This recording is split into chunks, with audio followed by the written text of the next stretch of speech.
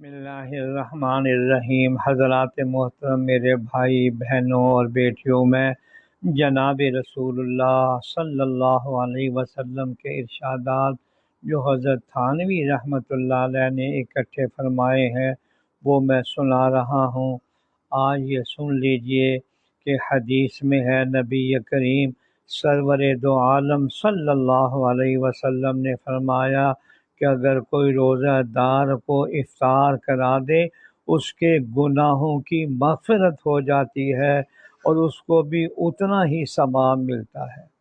صحابہ کرام نے عرض کیا، یا رسول اللہ صلی اللہ علیہ وسلم، ہمارے سب کے پاس روزے دار کے افطار کرانے کی قدرت نہیں ہے۔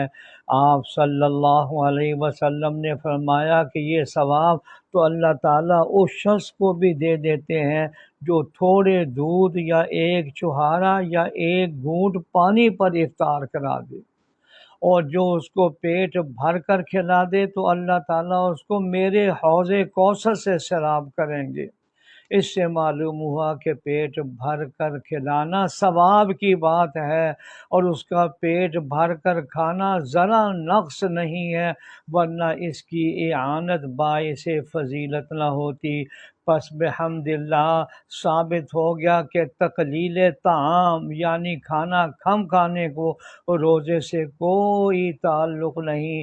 باقی یہ ظاہر ہے کہ بہت زیادہ کھانا اور اناڑی کی بندوق کی طرح بھرنا یہ ناپسند ہے۔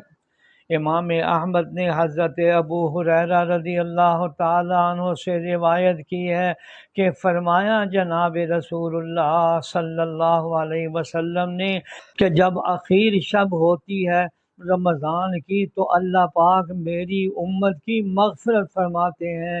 عرض کیا صحابہ نے، کیا وہ لیلۃ القدر ہے؟ حضور صلی اللہ علیہ وسلم نے فرمایا کہ نہیں، لیکن العامل انما یوفی اجرہ اذا قضا عملہ، یعنی جب کام کرنے والا کام پورا کر دیتا ہے تو اس کو پوری مزدوری مل جاتی ہے۔ یعنی ہر روزے کی یہ برکت ہے کہ اللہ جل شانہ روزہ رکھنے والے کی مغفرت و بخشش فرماتے ہیں۔ یا اللہ ہم سبوں کو روزہ رکھنے کی یا اللہ قوت بھی، توفیق بھی عطا فرما، اور سب سے بڑھ کر قبولیت بھی اور مغفرت اور بخشش بھی فرما، آمین۔